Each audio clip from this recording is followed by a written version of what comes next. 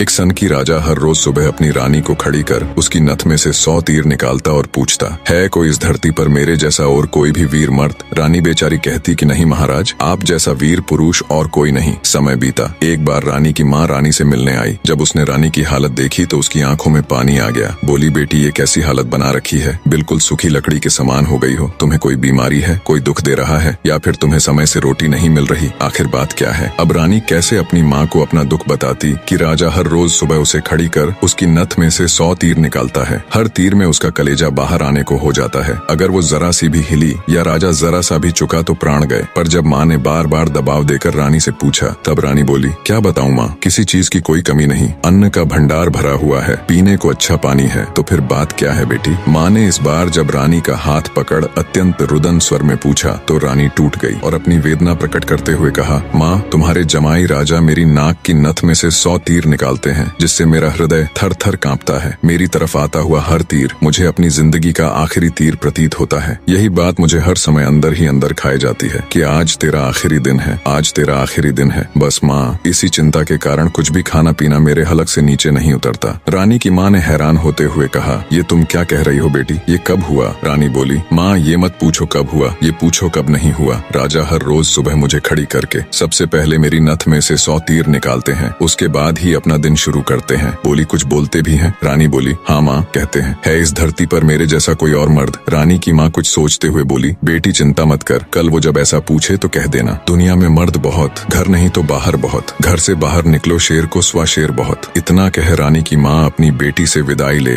अपने घर चली गई। अब रानी को इंतजार था तो बस अगली सुबह का। राजा ने सोती हुई रानी को हाथ पकड़कर उठाया और कहा, रानी आ जाओ, समय हो गया। रानी ने सोचा, हे भगवान, बस आज और बच जाऊं, फिर तो जो माँ कहकर गई थी वो बोल दूंगी। और उठकर बाग में जाकर आंख बंद करके अपनी नथ पकड़कर खड़ी हो गई। राजा ने रोज की तरह एक के बाद एक 100 तीर रानी की नथ में से निकाले। तीर निकाल राजा बोला, बोल रानी, है दुनिया में मेरे जैसा कोई और शूरवीर मर्द? रानी हिम्मत जुटा बोली, महाराज दुनिया में शूरवीर मर्द बहुत, घर नहीं तो बाहर बहुत, आप बाहर निकल के देखो शेर को सवा शेर बहुत। राजा हैरान होते हुए बोला, ठीक है रानी, अगर यही बात है तो कुछ खाने का सामान दो, मैं जा रहा हूँ बाहर शूरवीर मर्द देखने, मैं भी तो देखूं है कोई मुझसे ज्यादा शूरवीर मर्द इस दुनिया में। थोड़ा बहुत खाने पीने का सामान ले राजा निकल पड़ा। चलते चलते एक कच्चे रास्ते पर हो लिया। थोड़ी दूर ही चला तो आगे देखा एक आदमी रास्ते के किनारे पर लेटा ऊपर की तरफ एकटक देख रहा है। राजा को बड़ा कौतूहल हुआ। ऊपर की तरफ देखा तो उसे सिवाय सूर्य की तेज किरणों के कुछ दिखाई नहीं दिया। गया जिज्ञासावश उसके पास और पूछा, क्यों भाई, ऊपर क्या देख रहे हो?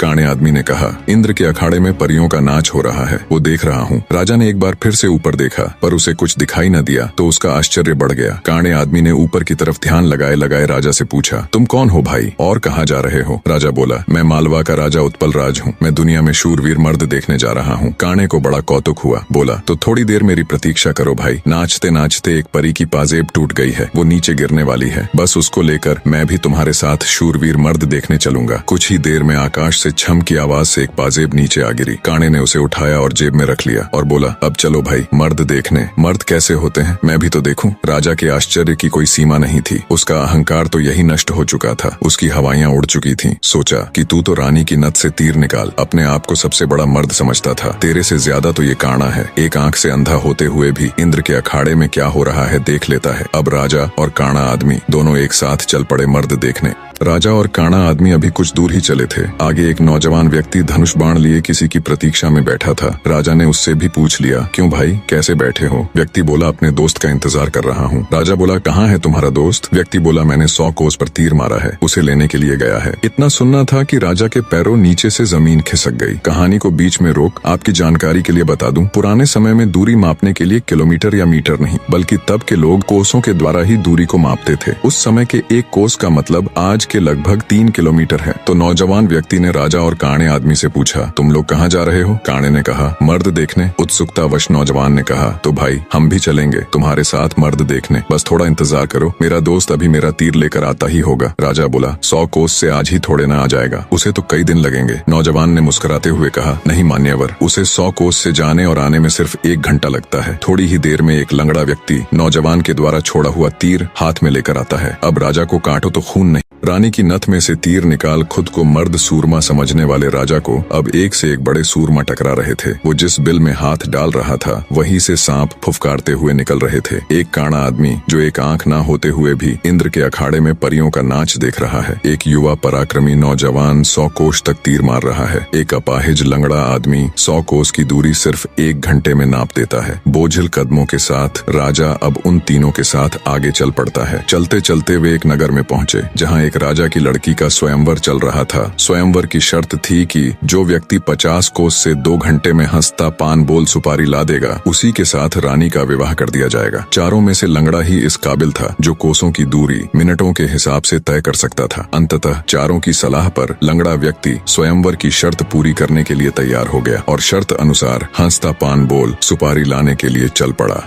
रानी के स्वयंवर की शर्त अनुसार लंगड़ा व्यक्ति तेजी के साथ उस दिशा में बढ़ने लगा जहां हंसता पान बोल सुपारी का पेड़ था। अपनी दिव्य गति से थोड़े ही समय में वो उस पेड़ के पास जा पहुंचा। उसने सुपारी तोड़ी और अपनी जेब में डाल ली। सोचा अभी तो बहुत समय है, क्यों ना थोड़ी देर सुस्ता लिया जाए। ये सोचकर वो उस पेड़ के नीचे सुस्ताने के लिए लेट गया। ठंडी हवा के झोंकों से जल्दी ही उसकी आंख लग गई। उधर तीनों की समय बीतने के साथ साथ चिंता बढ़ रही थी। 2 घंटे पूरे होने को आए थे, बस थोड़ा समय ही बचा था। नौजवान तीरंदाज ने कहा, इतना समय तो उसे कभी नहीं लगता, जरूर कुछ बात है। काने आदमी ने कहा, रुको मैं देखता हूँ। जब काने ने देखा तो वो पेड़ के नीचे सो रहा था और पेड़ से एक खूंखार जहरीला सांप उसे काटने के लिए उसकी तरफ बढ़ रहा था। जब ये बात उसने साथियों को बताई कि वो तो सो रहा है और एक जहरीला सांप उसकी तरफ बढ़ रहा है, तब तीरंदाज नौजवान ने काने से कहा, तुम मेरे तीर का निशाना सांप के फन पर लगाओ। काने ने कहा, हाँ ये ठीक है, निशाना लगाकर मैं हुंकारा भरूं तब तुम तीर छोड़ देना। काने ने तीर को सांप के फन की दिशा में लगाकर जैसे ही हूं कहा, तीरंदाज ने तीर छोड़ दिया। तीर सीधा जाकर सांप के फन पर लगा और धड़ाक की आवाज के साथ सांप नीचे गिर गया। आवाज सुन लंगड़ा आदमी हड़बड़ाहट के साथ उठकर बैठ गया। देखा तो एक जहरीला सांप उसके पास मरा पड़ा है और उसके दोस्त का तीर सांप को लगा हुआ है। सारा माजरा समझते उसे देर न लगी। वो दिव्य गति से नगर की ओर दौड़ा। समय रहते वो हंसता पान बोल सुपारी लेकर राजमहल पहुंच गया। अब समस्या ये थी कि राजकुमारी पर असली हक किसका है। राजा अगर घर से मर्द देखने नहीं चलता तो ये सारा किस्सा ही शुरू नहीं होता। काना अगर अपनी दिव्य दृष्टि से देखकर लंगड़े व्यक्ति को सांप से नहीं बचाता तो राजकुमारी के स्वयंवर की शर्त कैसे पूरी होती। नौजवान तीरंदाज के पास 100 कोस तीर चलाने की क्षमता न होती तो भी उसके मित्र को सांप डस लेता और शर्त पूरी नहीं होती। लंगड़े व्यक्ति के पास दिव्य गति न होती तो भी राजकुमारी स्वयंवर की शर्त पूरी न होती। राजकुमारी का पति कौन होगा? जब इसके ऊपर उनमें आपस में सलाह मशवरा हुआ तो राजा को ही चुना गया, क्योंकि ये सारी कहानी ही उससे शुरू हुई थी। पर राजा ने अपनी सारी बीती बात बता कहा, मैं पहले से ही शादीशुदा हूँ, इसलिए मैं राजकुमारी से शादी करूँ इसका सवाल ही पैदा नहीं होता। मैं तो तुम सबका शुक्रगुजार हूँ मेरा खोखला वहम तोड़ने के लिए। काने ने कहा, मैं तो इंद्र के अखाड़े में अपनी परियों के साथ ही खुश हूँ और वैसे भी मेरे दिन अब उस ऊपर वाले को याद करने के हैं। बारी आई युवा तीरंदाज की। उसने अपने मित्र से कहा, मित्र राजकुमारी के साथ तुम्हारा विवाह होना चाहिए, क्योंकि तुमने ही स्वयंवर की शर्त का सीधा पालन किया और राजमहल में शर्त अनुसार हंसता पान बोल सुपारी लेकर आए। इसलिए शर्त के दृष्टिकोण से देखें तो राजकुमारी पर तुम्हारा ही हक बनता है। तीरंदाज की बात सबको सही लगी और सबने सहर्ष सहमति जताई। लंगड़े व्यक्ति के साथ राजकुमारी का विवाह हो जाता है। सभी बहुत खुश थे। राजा सभी को अपने राज्य आने का निमंत्रण दे खुशी खुशी उनसे विदा लेते हैं। अपने मन में वो अब कभी रानी के साथ दुर्व्यवहार न करने की शपथ लेते हैं।